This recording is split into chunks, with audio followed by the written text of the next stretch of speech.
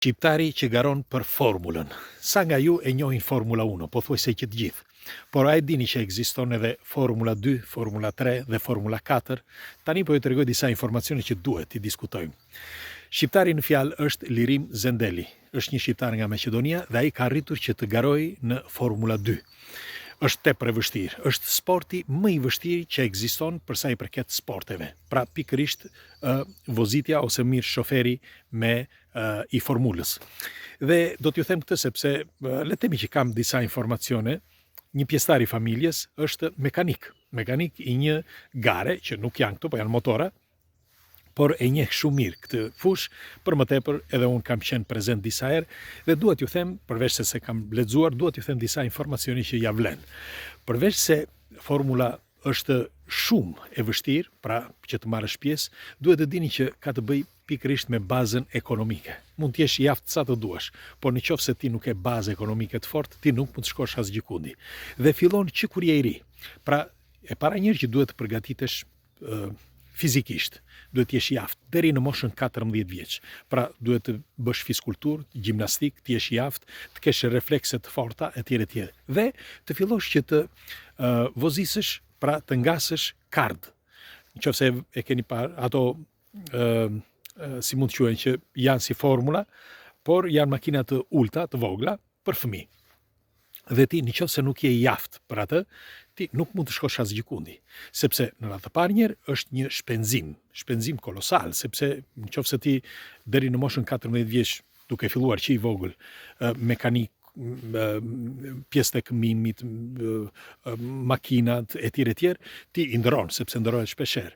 Pra nga i vogël, nga 5-6 vjeç deri në moshën 14 vjeç, merreni mend se sa tardhua financiare duhet shpenzoj familja për të angazhuar ty që ti t'jesh i aftë në kard. Por pasi përfundon kardin, ti, nëse je i aftë, mund të shkosh në Formula 4. Po e dini se sa kushton Formula 4? Formula 4 fillon nga 300 deri në 400.000 euro në vit. Po. Pra ti nëse nuk ke një bazë ekonomike të tuat, sepse si do të marrësh ti sponsorat, sepse sponsorat duhet që të binden që ti je i aftë për atë sport. Ti fillimisht duhet i kesh ti ato para. Dhe pastaj me kalimin e kohës tërheq sponsorat, nëse je i aftë dhe ecën përpara. Por ti nëse se nuk ke fituar në një garë, është e kotë. Mbarove një vit, 2, ja maksimumi 3 dhe ti mbete në Formula 4.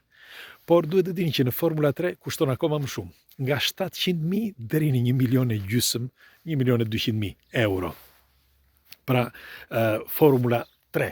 Dhe padyshim edhe këtu duhet t'jesh i aftë që të tërheqësh sponsorat, duhet t'jesh i aftë që të fitosh edhe gara, që të arrish pastaj në Formula 2. Formula 2 fillon nga 2 milion deri në 4 milion euro në vit. E përsëris edhe njerë, këtu përveç se bazave ekonomike që duhet të kesh ti, por duhet të kesh edhe sponsorat fort në këtë rast, sepse 4 milion euro janë shumë në vit. Si do t'i gjesh ti sponsorat? Pra duhet t'jesh jo vetëm i aftë, por duhet fitosh edhe gara. Tani, dikush nga ju do thot, po mirë, ja, arrite, për shembull si ka arritur Lirim Zendeli, arriti në Formula 2 dhe ka fituar edhe disa kampionate, por për të arritur në Formula 1 është tepër e vështirë. Si që thash, është sporti më i vështirë, ndaj duhet ju informoj, sepse duhet diskutuar së bashku. Dikush nga ju i pëlqen për shembull të shohi në televizor këto garat e formulës, sepse janë të bukura, e keni vënë re, por nuk mjafton që ti jesh i aftë, sepse ka dhe gjëra tjera që do t'ju them tani. Atëre, ata që arrin në Formula 1 janë fillimisht duhet të bëjnë gaveta, si quhet. Duhet të jenë në pankinë, rrin aty dhe duhet shikojnë për një kohë të gjatë. Bile disa nga këta rrin edhe vite të tëra aty dhe nuk marrin pjesë edhe në përgara, ose në gara banale marrin pjesë një herë apo 2 herë. Dhe çfarë bëjnë?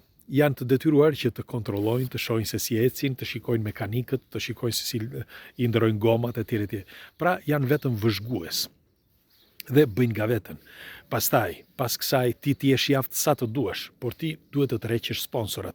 Nëse keni vënë re, ka disa që janë disa shofera që nuk janë shumë të mirë, por kanë një sër sponsorash që u shkojnë pas, sepse kanë bazën e mediave, pagojnë. pagojnë për televizionet, për radiot, për gazetat, pagojnë gjithandej.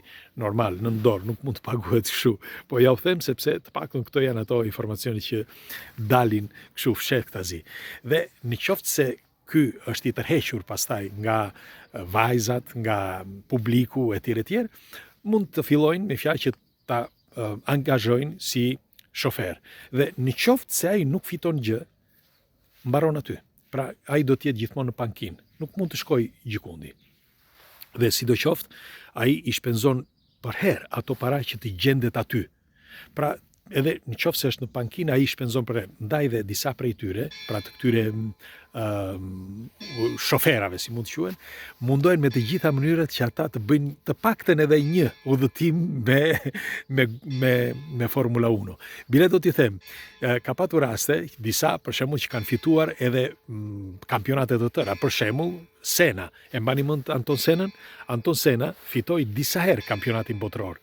Mirë, po çfarë ndodhi me Anton Sennën? Që për ata që nuk e din, tregohet janë teori konspirative këto, që ja punuan sepse nuk mund të fitonte ai gjithmonë. Dhe siç i kanë rënë dakord me styre, këta thonë që duhet se s'bën që secili të fitojë një tjetër, nuk mund të fitojë për herë në rresht me fjalë një shofer dhe kaq. Pra është sporti më i vështirë dhe ka disa gjëra vërtet të çuditshme brenda ky sport.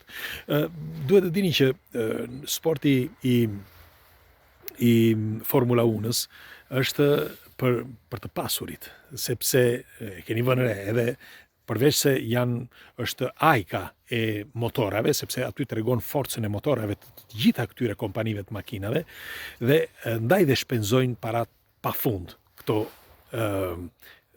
këta produktor, producent, ose si mund të quhen, ose prodhues makinash, sepse flitet, bëhet publicitet i madh nga momenti që fiton një garë apo nga momenti që ndodh diçka, flitet për atë makinë. Por edhe sikur mos ndodh diçka, mjafton që të jetë atje, ata duan që të bëjnë publicitet, sepse u kthehen këto publicitete në para, pastaj sepse publiku blen. Pra, pas këtyre sporteve që në përgjithësi mendojnë të thjeshta, ndonjëherë fshihen gjëra vërtet shumë të çuditshme, si për shembull ky që quhet sporti më i vështirë i të gjithë sporteve ekzistuese, pra Formula. Sa prej jush i pëlqen Formula 1, ose kujt prej jush i pëlqen një shofer i Formula 1-s, këmbani mend, le ta diskutojmë. Dhe një mesazh, nëse është një koment, një mesazh për Lirim Zendelin, për shqiptarin, që arriti në Formula 2. Si ju thash, është tepër e vështirë. Për të gjithë ato që ju thash, dhe një përulje për Lirimin, sot është 26 vjeç, por është një djalë flori që ne duhet të paktën t'i dërgojmë një mesazh ose një koment, sepse nuk na kushton asgjë. Dhe t'i japim kurajo që të arri në Formula 1. Pres komentet tuaja, ditë mbarë.